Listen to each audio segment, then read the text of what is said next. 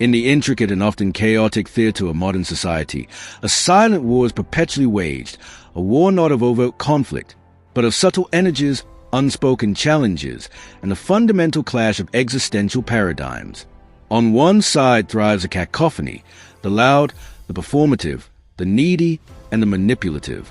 These individuals have learned to navigate and indeed master the superficial current of social interaction.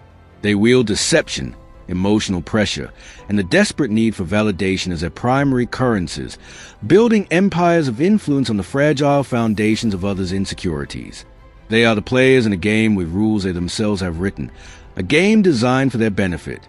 And then there's the Sigma male. He is a quiet storm, the anomaly in the system, the unassailable fortress standing immutable in a landscape of shifting sands. He does not announce his arrival with fanfare, he simply appears. He does not seek to dominate the conversation. His silence often speaks volumes. He is an individual in the truest sense of the word, sovereign, self-contained, and guided by an internal compass so unwavering that it renders the external pressures of the crowd meaningless. This man does not go looking for battles. He possesses no thirst for conquest in the traditional, domineering sense.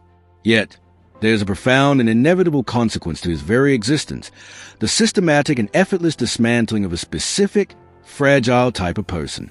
This dismantling is not an act of aggression. It is not achieved through heated arguments, public humiliations, or strategic manipulations. It is something far more potent and irrevocable.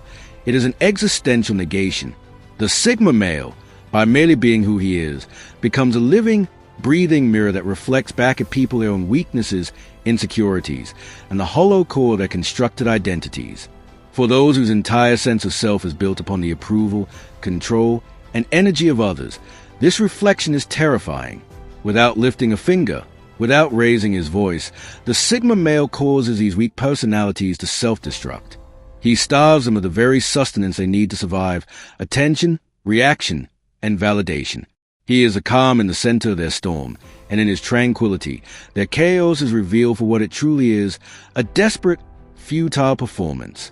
This treatise is a deep dive into this fascinating dynamic. We will explore, in exhaustive detail, the 10 archetypes of individuals who are most vulnerable to the Sigma's passive power.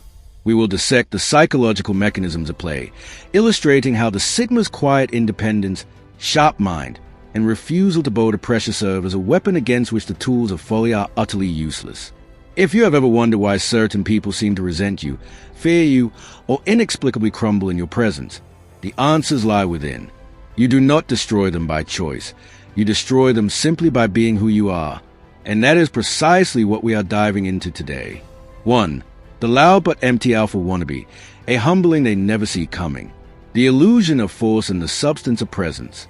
In the jungle of social hierarchies, one figure is immediately recognizable: the loud but empty alpha wannabe.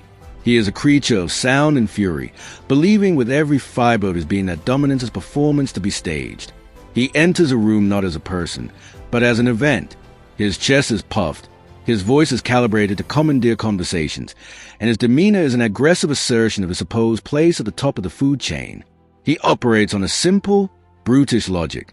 The one who makes the most noise, who exhibits the most overt aggression, and who inspires the most fear is, by default, the strongest. This is his gospel, and he evangelizes it with the fervor of a convert who secretly fears his own fate is built on sand. His entire persona is a meticulously crafted fortress of bluster, designed to mask a deep-seated, knowing insecurity. He does not know who he is without an audience to validate his performance. His confidence is not internally generated. It is alone taken out from the reactions of those around him. A flinch, a nervous laugh, a deferential nod.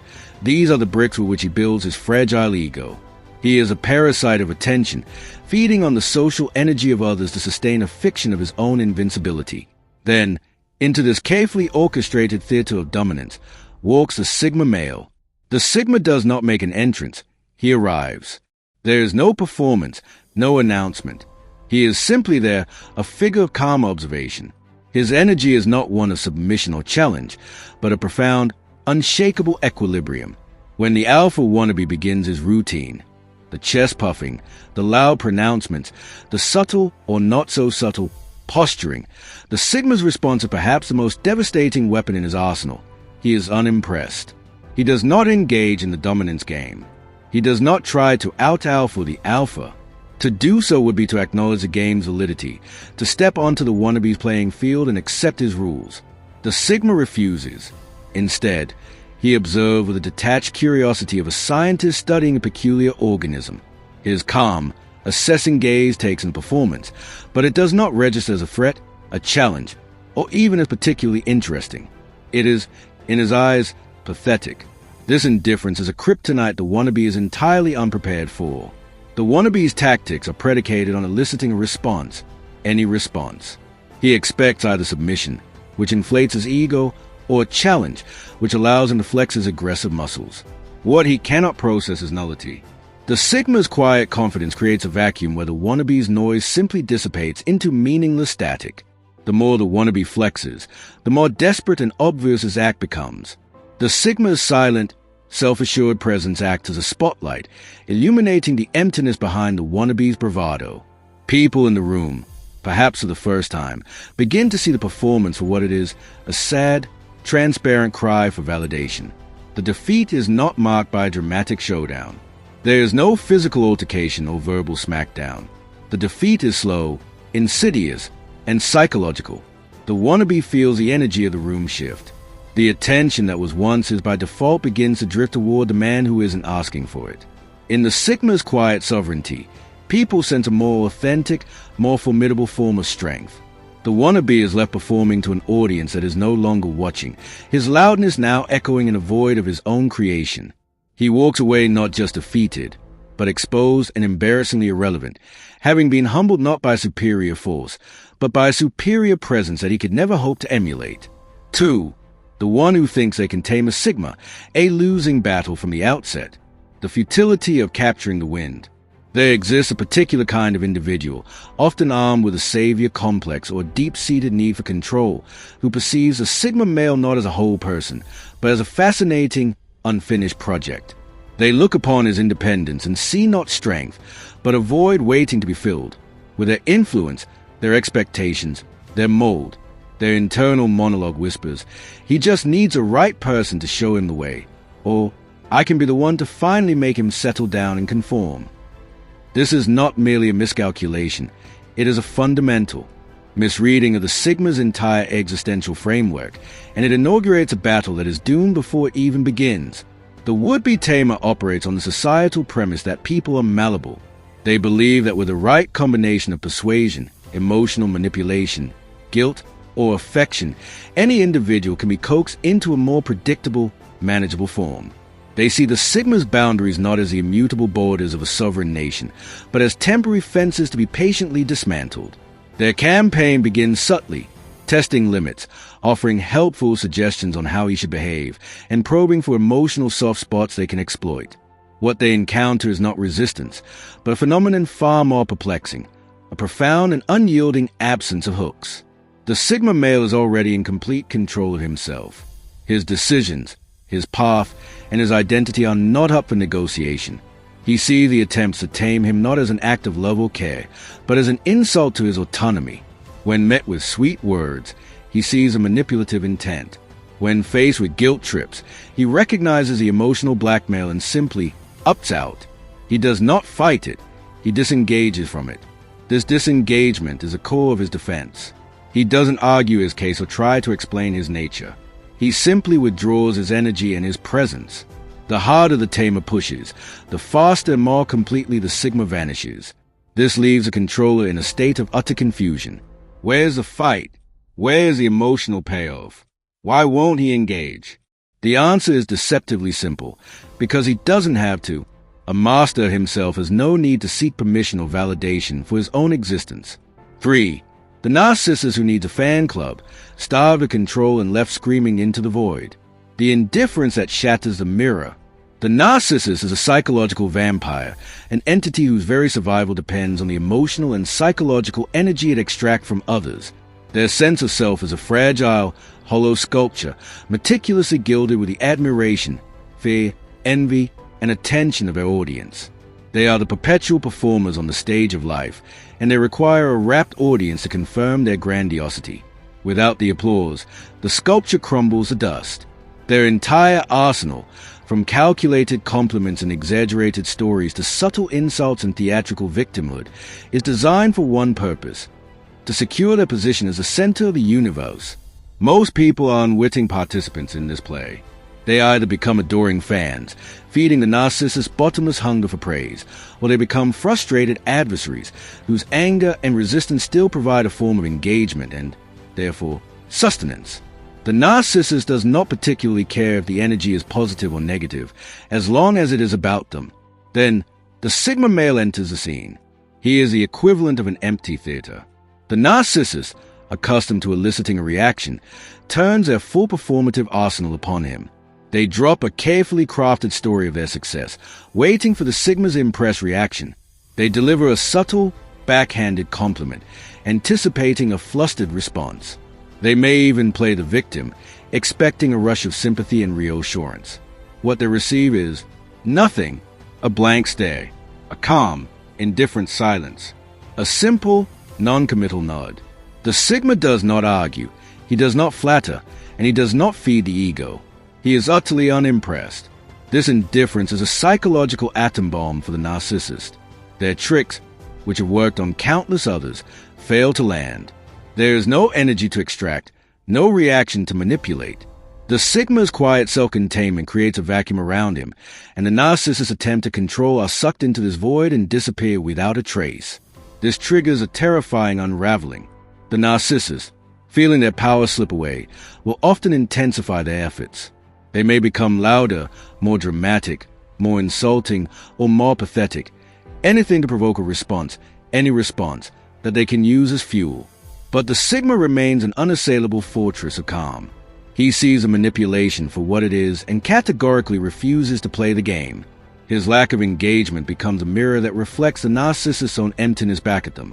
While others are drawn into the narcissist's emotional vortex, the Sigma stands outside of it, unmoved.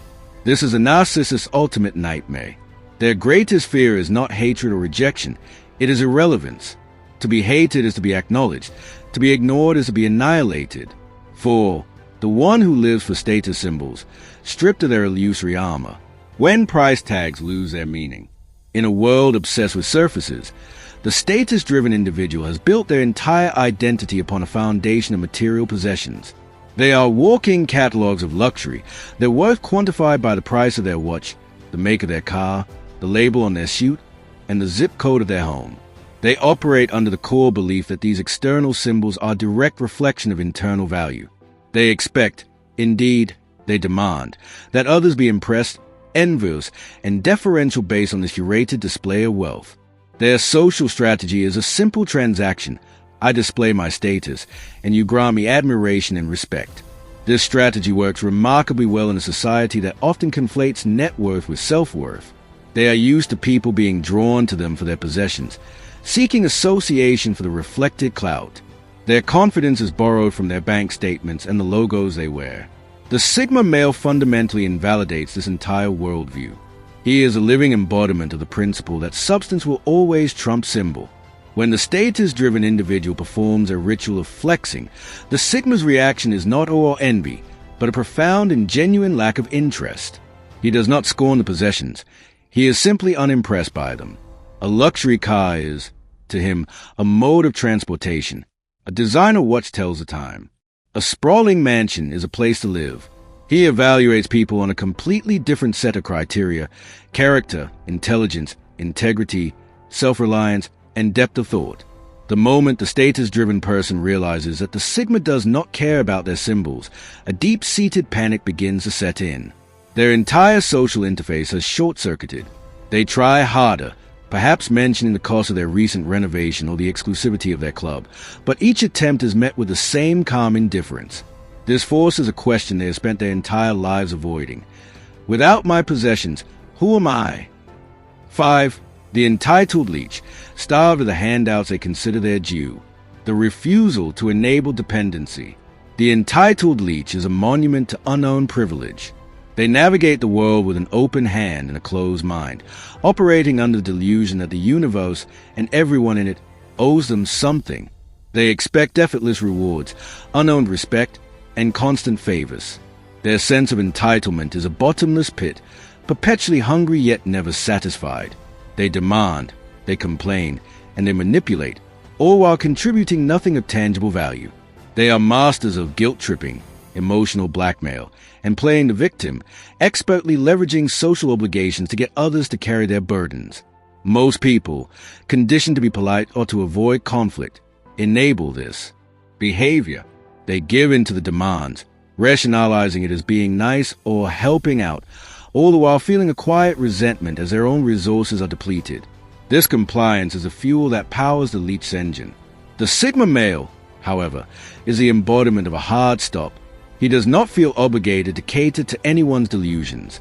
His mindset is built on a foundation of fairness and earned respect.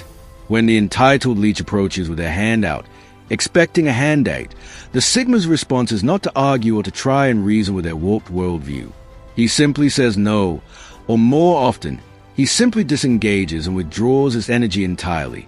He refuses to acknowledge their entitlement as a valid claim. To the leech, this feels like a profound injustice. It is a personal attack on their perceived right to other people's effort. They will double down, employing their usual tactics with increased vigor. They will play the victim, accusing the Sigma of being cold, selfish, or cruel. They will try to guilt-trip him, invoking a sense of duty or shared history. But none of it works.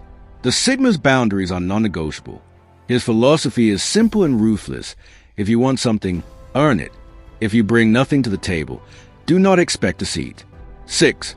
The perpetual victim, exposed and left behind in their own tragedy. The unwillingness to sponsor self-sabotage. The perpetual victim wears their struggles not as challenges to be overcome, but as a permanent identity and a universal excuse. To them, the world is a fundamentally unfair place, a rigged game where they are the perpetual loser. Success is for the lucky, happiness is for the naive, and responsibility is for the suckers. They do not seek solutions. They seek sympathy and accomplices in their narrative of persecution. Their struggles are their badge of honor. They get out of jail-free card for every failure and every neglected opportunity.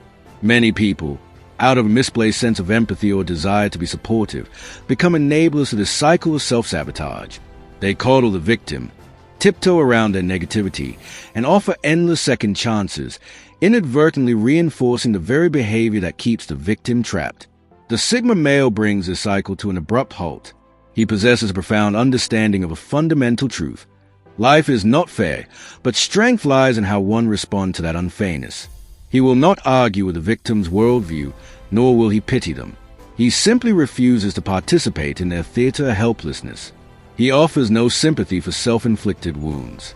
His mere presence, his quiet competence, and his relentless focus on solutions rather than problems act as a stark contrast to the victim's wallowing. This exposure is agonizing for the perpetual victim. The Sigma's mindset is a living refutation of their entire identity. His independence highlights their dependency. His agency underscores their passivity.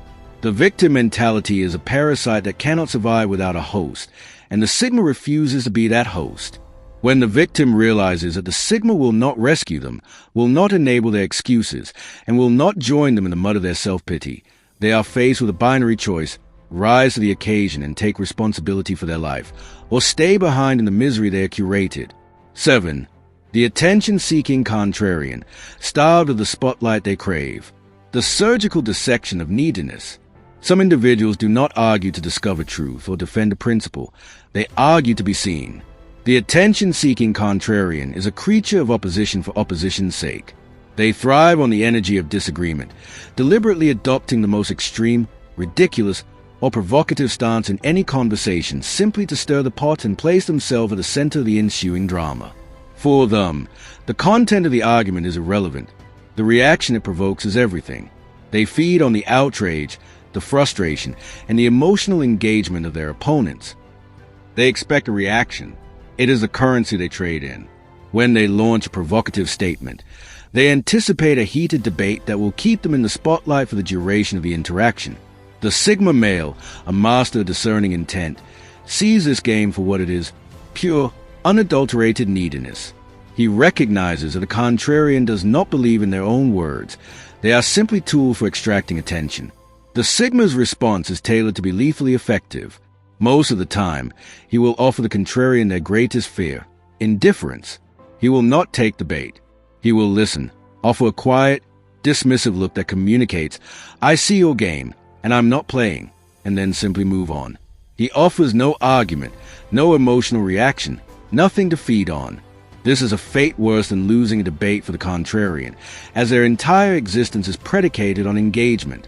On the rare occasion that the contrarian pushes too far, mistaking the Sigma's silence for weakness, the Sigma may choose to engage, but entirely on his own terms. When he does, it is a surgical procedure, not a brawl.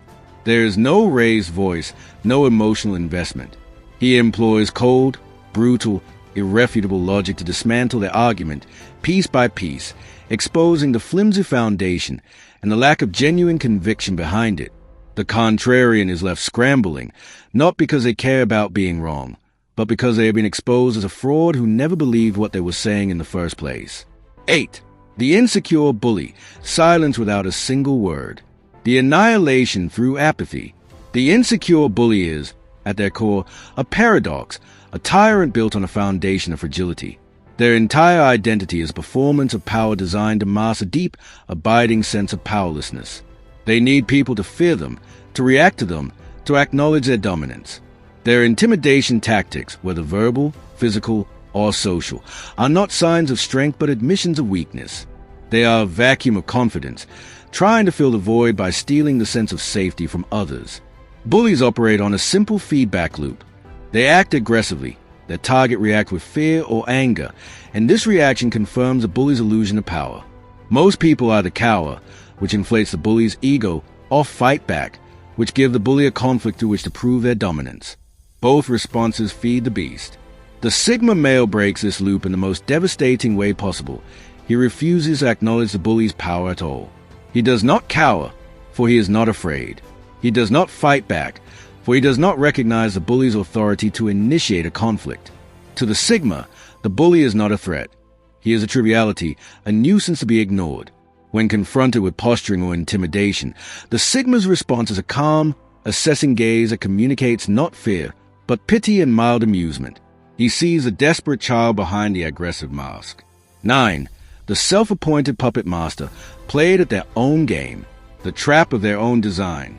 This archetype fancies himself a grand strategist, a Machiavelli in everyday life. They see social interactions as a chessboard and people as pawns to be moved. They are masters of subtle manipulation, planting ideas, pulling strings, and orchestrating outcomes while maintaining a facade of innocence. They believe they are the smartest person in any room, operating several steps ahead of everyone else, controlling events from shadows. Their power is entirely dependent on the predictability and gullibility of their targets. They rely on people reacting emotionally to their prompts, falling for their suggestions, and behaving in ways that serve the puppet master's hidden agenda. The Sigma male is kryptonite to this archetype because he is fundamentally unpredictable and utterly ungullible. While most people hear words, the Sigma analyzes intent. He can sense the subtle strings of manipulation the moment they are pulled. He watches the puppet master set their traps with a detached interest of a spectator. And here is where the Sigma's strategy becomes brilliantly brutal. He often does not stop them. He does not call them out or reveal their game prematurely. Instead, he lets them believe their plan is working. He allows them to invest their energy and ego into a scheme that he knows is doomed. 10. The validation addict, starved and exposed in their emptiness, the refusal to loan out self-worth. The validation addict is a person whose sense of self is a ghost, a hollow echo that only gains substance when filled by the applause, approval, and admiration of others. They cannot function without an audience confirming their importance, their intelligence, their attractiveness, or their worth. Their confidence is not their own. It is a fragile, borrowed garment that must be constantly retailed by external affirmation. They fish for compliments, exaggerate their achievements, and mold their personality to fit whatever will win them the validation they crave. Most social environments are feeding grounds for the validation addict. People often offer polite compliments and reassurance as social lubricant, inadvertently feeding the addiction. The Sigma male, however, is a desert in this landscape of plenty. He does not deal in empty flattery. He does not offer praise unless it is genuinely owned, and he is not impressed by performances designed to elicit it. If the validation addict's entire self-worth depends on a constant supply of external validation, the Sigma's presence is like a sudden, severe drought. At first, the addict will try harder. They will boast more blatantly, seek attention more aggressively, or hover near the Sigma, waiting for the acknowledgement that never comes. The Sigma's silence is not a tactic. It is a reflection of his genuine indifference. He does not actively withhold validation to hurt them. He simply does not feel the need to provide it. This genuine lack of interest is a breaking point. When someone's entire identity is built on external validation, and it is suddenly withdrawn, the structure collapses. The addict spirals, feeling their sense of self evaporate. Meanwhile, the Sigma moves on, completely unaffected, because his self-worth is generated internally. He embodies a truth that confidence which relies on the validation of others is not confidence at all, it is dependency. Conclusion: the unshakable nature of the Sigma male, a force of existential clarity. At the end of the day, the Sigma male is not a warrior who seeks out conflicts. He is a sovereign entity whose very existence establishes a new, unassailable territory. He does not waste energy trying to prove himself, to dominate others, or to win approval. His power is passive, emanating from the core of his being. By simply being who he is, independent, unshaken, and immune to the common viruses of manipulation and groupthink, he naturally and effortlessly dismantles the architectures of folly that so many others rely on for survival. The truth is, a Sigma does not destroy people. He destroys illusions. He is a living catalyst for authenticity. He removes the mask people hide behind, strips away the false confidence built on external validation, and forces everyone he encounters to confront themselves. Some, upon seeing their reflection in his calm, self-possessed demeanor, will be inspired to adapt, to grow, and to build a more authentic self. Others, too invested in their own fiction, will break under the weight of the truth he represents. If you resonate with this analysis, it is crucial to understand one thing. Your presence alone is a powerful force. You do not have to argue, fight, or prove your worth to anyone. Your quiet existence is a litmus test for character, exposing the weaknesses in those who cannot stand on their own. This will make some people uncomfortable, and they may resent you for it. But you must never water yourself down. You must never shrink to make others feel secure in their own smallness. The world is full of people who follow, who conform, and who seek applause to know their own value. You are built to stand alone. You are built to think for yourself, to be unmoved by manipulation, and to derive your worth from an internal well that cannot be poisoned by external forces. Be that person. Be the one who doesn't flinch, who moves in silence, but whose impact is undeniable and lasting. In a world of noise, your silence is the most powerful statement of all. Do these ideas resonate with you? If you found yourself nodding along or reflecting deeply on the traits and experiences we explored in this video, I'd love to hear your thoughts. The Sigma male mindset isn't often talked about openly, and your perspective, whether you identify with it personally or have encountered it in others, adds valuable depth to the conversation. Drop a comment below and let me know. Which part hit home the most for you? Have you seen these traits in yourself or someone you know? Your insights help build a community where authenticity and growth are prioritized over popularity and performance. If you're drawn to this kind of introspective, no-nonsense content around Sigma males, psychological strength, emotional intelligence, and high-value living, there's more waiting for you. Explore the other videos on this channel for deeper dives, actionable insights, and raw truth that cut through the noise. Thanks for watching, and as always, stay sharp, stay grounded, and stay unapologetically real. Until next time.